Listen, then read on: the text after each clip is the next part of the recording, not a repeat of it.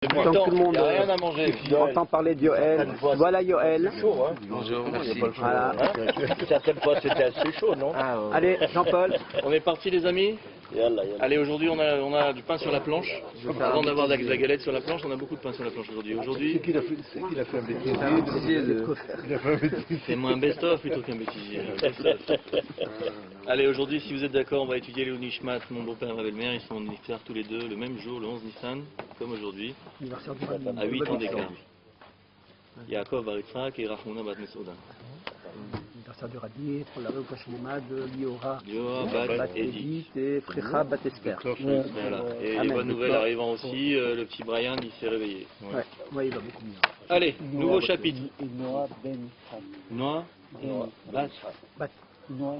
Et la fille Noah Ben Yitzhak, d'accord. Le fois chez moi. Faites une place à mon ami Armand, s'il vous plaît. Clapping. Don Armando. C'est rien ça. Armando, amigo. Je sais là. C'est court à Lyon. On liquide et on s'en va. Ouais, commence. Allez, c'est parti. Nouveau chapitre, 5e chapitre. Nous sommes toujours dans nos conditions de vente, sachant que on se pose toujours la question de savoir, quand on tape dans la main et qu'on n'a pas signé de contrat, qu'est-ce qu'on a considéré comme vendu quand on dit je vends quelque chose. Aujourd'hui, on va parler, dans ce chapitre en particulier, de tout ce qui est bien mobilier. On va parler en particulier de tout ce qui est très mobile, comme par exemple les bateaux ou les carrosses. On passe déjà. Et voilà, il faut parler de tout, donc on y est. Alors maintenant, au niveau du bateau, qu'est-ce qu'on comprend dans la vente d'un bateau? Est-ce que les cartouches d'encre, elles sont incluses dedans ou pas? Incluses, j'adore incluses. On y est. Alors voilà. Et tu commences à présenter. Moi je dis la Torah dans la joie, il n'y a pas mieux. En tous les cas, la question se pose et la Gemara va y répondre. Ok? Alors regardez ce qu'elle dit la Mishnah. Machar et asfina. Si quelqu'un a vendu un bateau, ouais, un beau bateau. Voilà. On y est tous, on est page 119 les amis. Qu'est-ce qui est inclus dans le prix de vente du bateau? Machar et asfina, machar et atoren, vet anes, vet aogin, vet kol amanigin ota. Sont inclus dans le prix de vente. Alors, bien entendu, le mât, la voile, l'ancre et les rameurs. Ah, les rameurs aussi. Les rameurs aussi. Eh oui, tout ce qui permet au bateau de diriger. Il y en a qui rament, c'est sûr. Alors voilà. Pourquoi c'était la galère? S'ils étaient en galère. Allez. T'as dit le mât, la voile. Voilà. Torrent c'est le mât et c'est contre c'est voilà tout ce qui travaille dedans. Là, t'as pas ici comme ça en Israël, te vois. Orguin, c'est l'encre. Nef, c'est la voile. Et Kol Amanigin comme ça en Israël, le voit. S'il y en a un qui peut dire à M. Salam que ça a commencé, si on peut lui dire. On a commencé? Non, moi aussi, j'ai pas commencé, moi. Ah, d'accord. Bon, ok. Manigim, c'est pas les gouvernements. Attends, on n'a pas entendu Clément, qu'est-ce qu'il dit? Attends, pardon. C'est pas les rameurs. C'est les gouvernails, non? S'il vous plaît. À Manigil, Clément, c'est pas les rameurs. Les Shotim, c'est les rameurs. Ah ben si, ils sont inclus dedans les gens qui... Non, c'est tous les instruments qui servent à... Bon, alors les rameurs, c'est les rameurs. S'il y a une voile, il n'y a pas de rameur. C'est les gouvernements. En tout cas... on n'est pas dans une galère. Alors j'ai une confusion qui vient du fait que dans le bureau, ils ont expliqué Manigin comme Meshotim. Meshotim, c'est les rameurs en principe. Oui, Maneg, donc on va dire c'est les rames. D'accord. Maneg, c'est celui qui conduit. On va essayer de pas trop ramer aujourd'hui. Alors vous allez voir que si. Aval lo machar et avadim, velo et marsoufin, velo et antiki. Par contre, on ne vend pas dans un bateau sans avoir précisé ce qu'il y avait dedans, ni les esclaves qui sont occupés à faire fonctionner le bateau, et à le garder, ni les sacs qui permettent de conserver la marchandise, ni encore moins la marchandise qui se trouve à l'intérieur. D'accord? Par contre, les sacs, c'est les sacs de poubelle. Marsoufim. Non, les sacs de stockage. Ouais. C'est en toile de jus. Voilà. Par contre, Bisman chez Amarlo, mais si jamais il lui dit oui, Yves et Cholma chez Betocha, tout ce qui est à l'intérieur, donc même les hommes,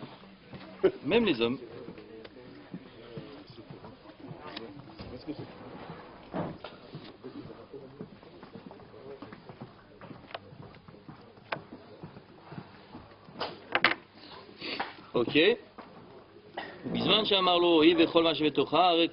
Donc effectivement, l'acte de vente, si jamais il stipule je te vends le bateau et tout ce qu'il y a dedans, même si jamais les rats n'ont pas quitté le navire, les rats sont inclus dedans. D'accord? Donc c'est clair. Donc a fortiori la marchandise qui se Comme le voit. rat de... Voilà. Hein, comme le rat d'Henri. hein. Comme le rat d'Henri. Maintenant qu'on a parlé du bateau, on va parler du carrosse. Oui. Machareta caron, le machareta predot. Si jamais on vend un carrosse, on ne vend pas l'attelage, on ne vend pas les mules qui sont attelées avec. Parce que c'est logique de dire qu'une mule, on peut l'utiliser sans le carrosse, donc ce n'est pas une partie intégrante du carrosse. D'accord? Par contre, machareta predot, le machareta caron, pareil éventuellement. Si je vends une paire de mules, ouais, ça c'est quelle pointure. Oui. Humour les gars, humour, on est la Torah dans la joie. Si maintenant je vends un couple d'animaux qui sert à tirer un carrosse, si je les vends sans le carrosse, eh bien effectivement aussi, il n'est pas inclus, le prix, enfin il n'est pas inclus. On dit une paire de mulets. De mulets, d'accord, des mulets. D'accord. En tout cas, sachez que les poissons du mulet, les œufs du mulet, ça fait la dame prout. L'omachar et caron, on ne vend pas la corne, d'accord. Maintenant, autre situation, si jamais maintenant on veut vendre des animaux de trait avec le joug. Ouais. Alors, machar et tsemed c'est le joug. J-O-U-G, joug. Joug. Ouais. Les joues divins. Voilà. L'omachar et abakar, on ne vend pas les bœufs qui sont attelés à ce joug. Machar et abakar, le machar et tsemed. Éventuellement, si jamais on vend l'un, on ne vendra pas l'autre non plus.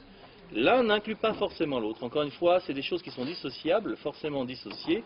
Donc quand j'ai vendu maintenant un attelage, je ne vends pas les animaux. Quand j'ai vendu l'animal, les animaux, je ne vends pas l'attelage. Alors Rabbi Yehuda il dit, mais je ne comprends pas. Qu'est-ce que ça veut dire ça? Mais franchement. Oui. Ça dépend le contrat. Mais de quoi parlons-on? Ça dépend le contrat. Non, mais c'est un contrat verbal toujours. Eh ben, Non, mais par contre, tu peux dire qu'il y a une preuve. l'ensemble, tu vas Non, tu dis je te vends un attelage. Quand tu dis je te vends un attelage, tu vends quoi? C'est l'ensemble. Non. Ah non. Ah non. Sous-entend l'ensemble. Non, non. Je te vends un carrosse, je te vends pas les chevaux qui vont avec. Alors c'est mal. Ah bah non, je te vends un carrosse. Alors C'est comme t'achètes un appareil, C'est t'as pas vrai les que pieds avec. l'attelage, les chevaux, Tu achètes un appareil, il n'y a pas les pieds qui sont fournis. Exactement, voilà l'exemple, la caractéristique, je tiens à dire, voilà, c'est mon ami Dédé qui l'a dit aujourd'hui. Il a dit, si quand tu achètes un appareil qui n'a pas les piles, tu veux parler, tu dis, il manque les piles. Non, pas obligatoirement. Ah bah voilà, il n'y a pas les piles. Voilà.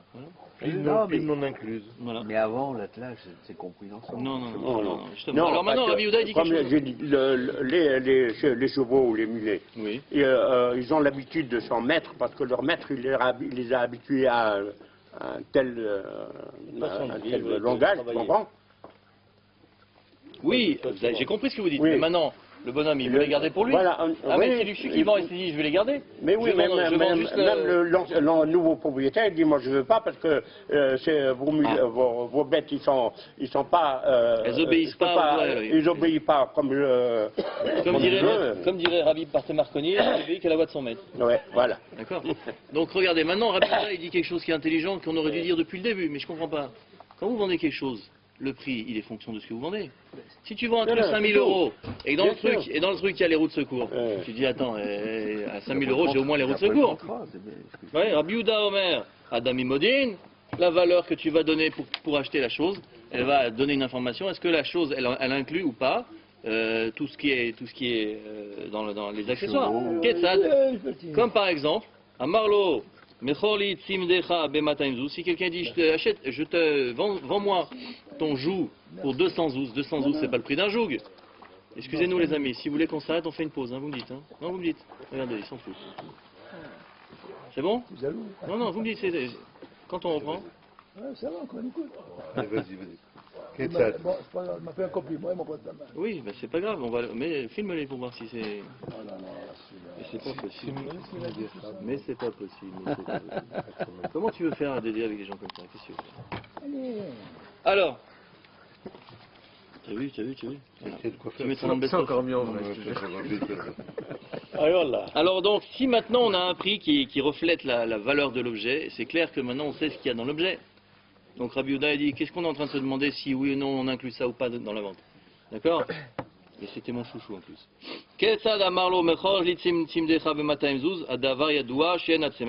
On sait que le joug il vaut pas 200 zouz. Vous le savez. Ça en vaut 140. Mais pas 200. S'il en veut de la chatte. Mais les Chachamim disent non, c'est pas une preuve. Alors, de quoi on discute ici? Il y a une logique. Attends, tu sais que maintenant il y a un truc qui vaut complet. L'ensemble ça vaut 5000, à la moitié ça vaut 2000. Ou enfin, l'un sans l'autre, ça vaut 2000. Maintenant, tu sais que le prix, il est prouvant. Si je veux acheter une Toba et que je veux faire une fleur, ça me regarde. C'est vrai, hein? Quoi? Alors, Ouais, ouais, qu'est-ce qu'il a dans l'explication? À 2000. Vas-y. Même si ça vaut 200, ça regarde personne. Vous savez qu'il y a des endroits où on appelle Semet, et Baka Baka. Non, je vais vous expliquer. Regardez à la fin dans Barthénora, il explique. Il y a une notion qui existe. Vous savez que dans un prix de vente, vous n'avez pas le droit de forcer le prix et d'augmenter de plus d'un sixième. Oui, ça s'appelle Ona, sinon. Ah, mais ça, c'est pour les règles. C'est pas une vente, ça. Le commerce. Si. Que malheureusement, Si je vous vends un joug, c'est pas le joug n'est pas courant dans le magasin. Quoi. Alors, bien sûr. C'est une vente quand même. attendez. C'est une vente quand même. Mais c'est une vente, mais elle n'est pas concurrentielle. Elle n'est pas. Yoter Mishtout. Moi, je vends un joug, toi, tu n'as pas besoin de joug. Hein? Tu comprends? Vous vendez à qui a besoin. Mais celui qui a besoin. Mais est-ce qu'il accepte le prix ou il n'accepte pas le prix? C'est tout. Eh ben, voyez, Monsieur Selam, il a dit exactement ce que le partenaire. Voilà, un ancien commerçant.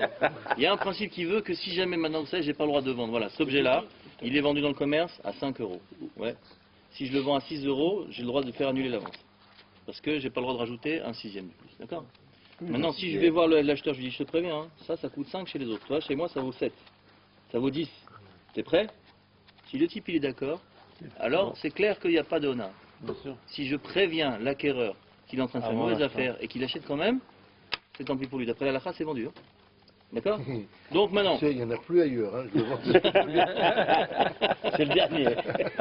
Donc ce qu'il veut dire ici, c'est pas une preuve. Le prix n'est pas suffisamment probant pour dire que maintenant il a vendu à un prix qui n'est pas celui du marché.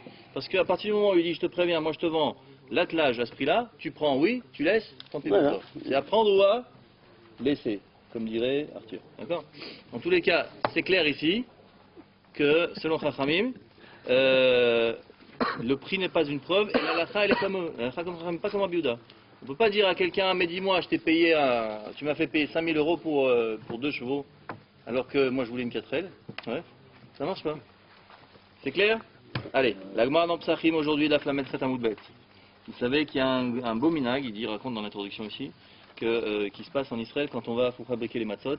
Les gens ils vont en groupe, ils vont dans les usines de matzot et ils font eux-mêmes leur fabrication manuelle pour que justement ils puissent eux-mêmes vérifier qu'elle a été faite avec tous les hidurim.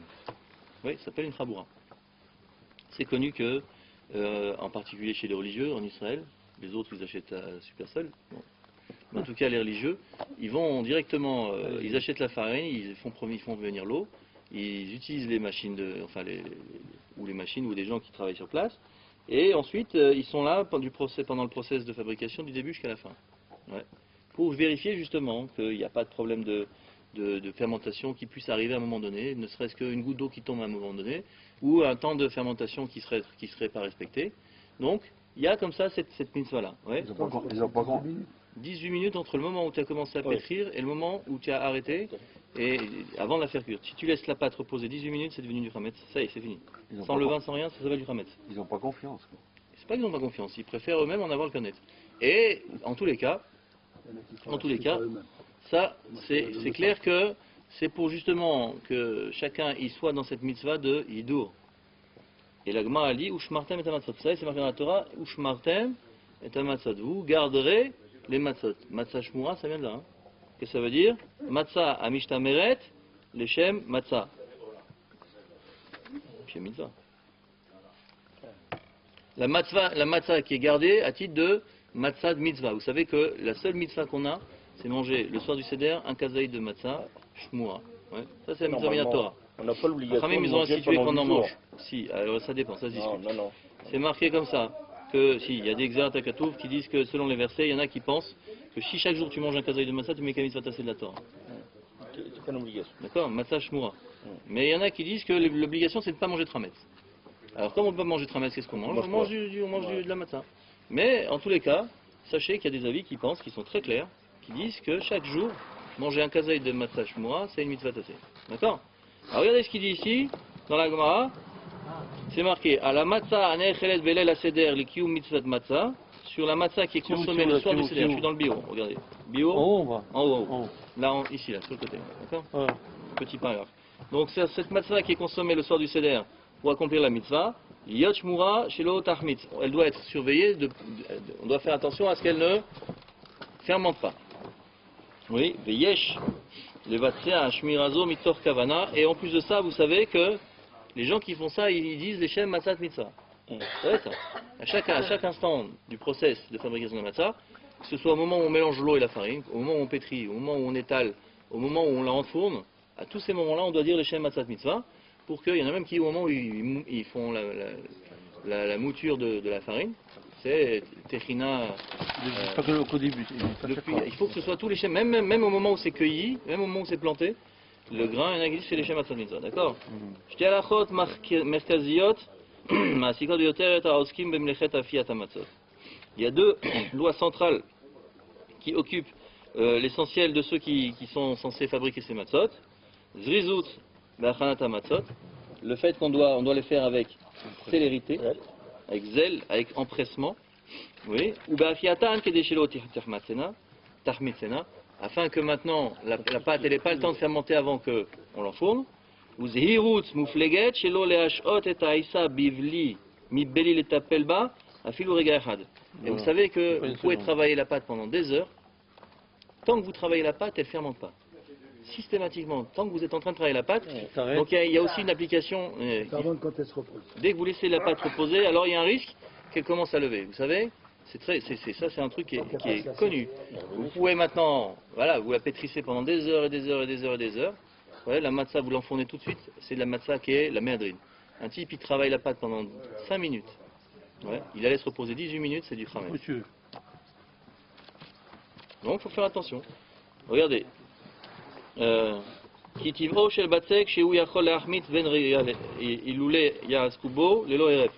serait-ce que le temps d'un clignement d'un cil, ça suffit pour que la pâte qui se repose, tac, ça monte. Ouais. Voilà ce qu'il dit Rabbi Yerucham Memir. Ouais, Rabbi Yerucham Memir. Il y a la chose suivante. C'est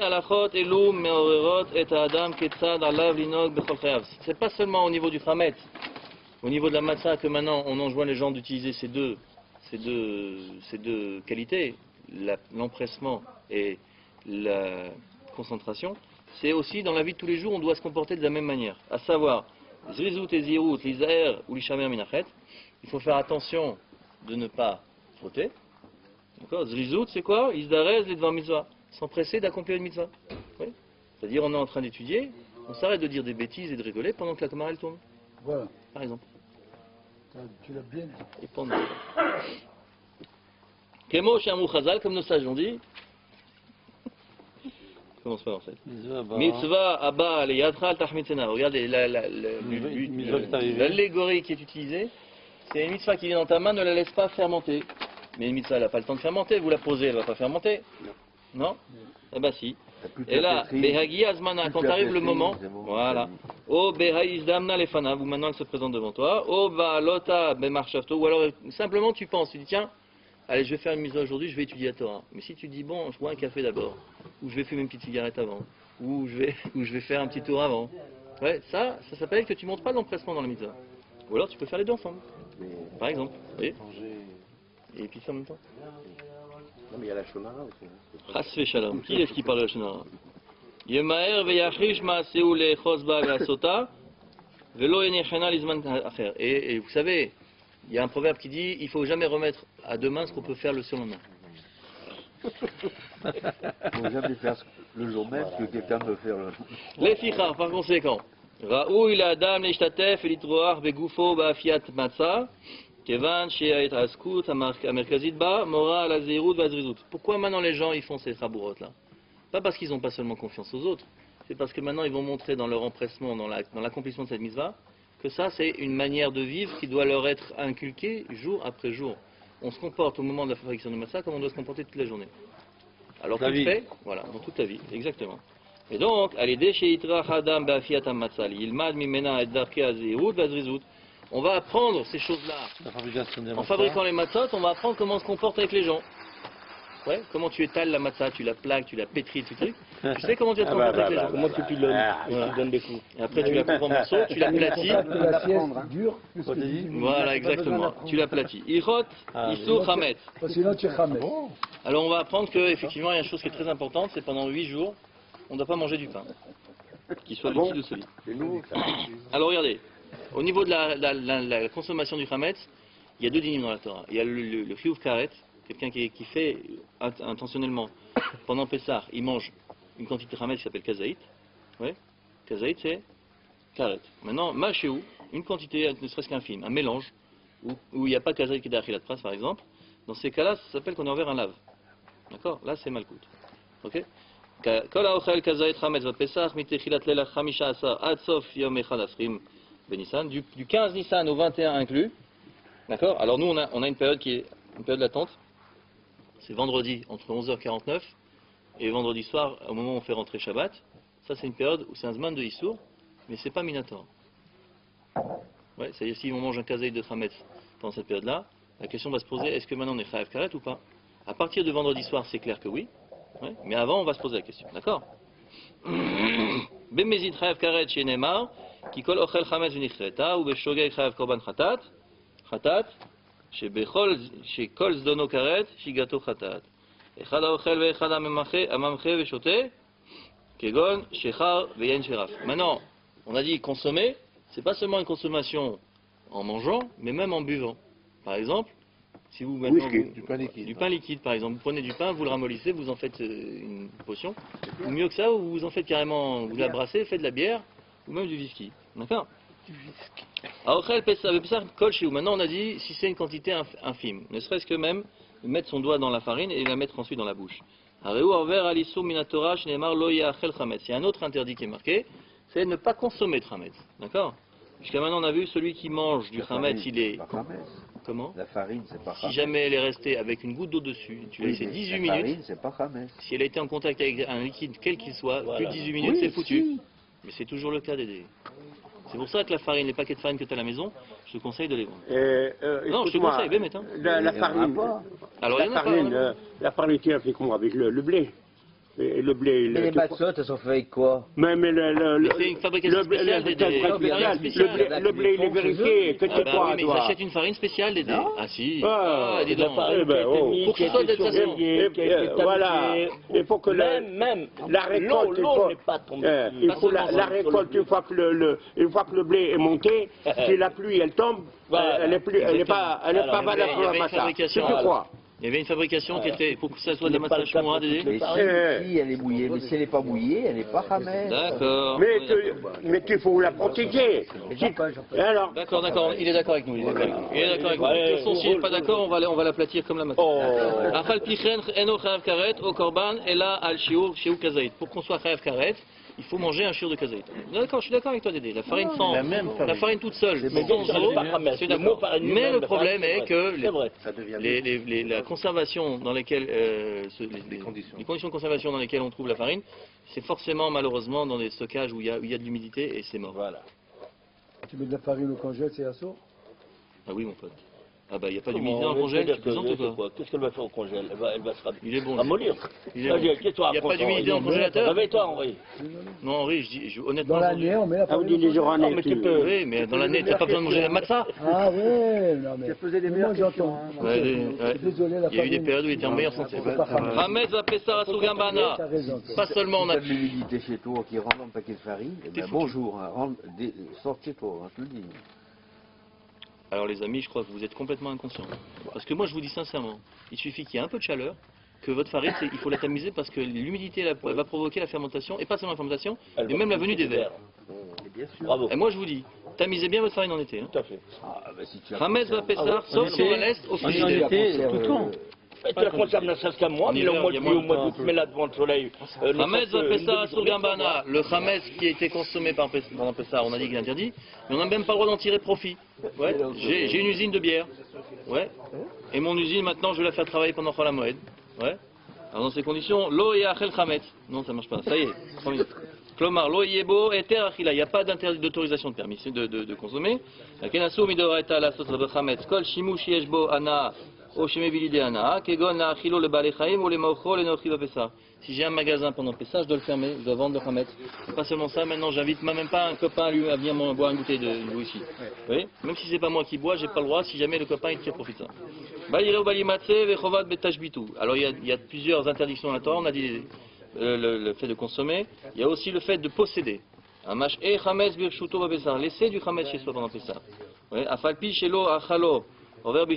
fait de le laisser sans le consommer, on transgresse deux interdits. Tu ne verras pas et tu ne trouveras pas. D'accord?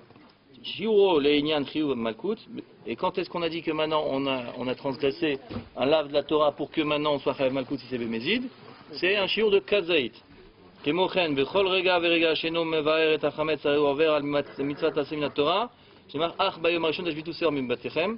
donc, à chaque instant qui reste, chaque seconde. Alors oui, mais si jamais tu as fait le bio, c'est bien, ça ne s'appelle pas du Hametz. Maintenant, il faut faire attention qu'après, tu ne veux pas le dire, ah bah tiens, je vais le reconsommer derrière. Mais en tous les cas, chaque instant où on n'a pas détruit, on n'a pas enlevé ce Hametz de chez soi, on transgresse un interdit. Et quand tu le vends, qu'est-ce que tu fais avec? Vendu.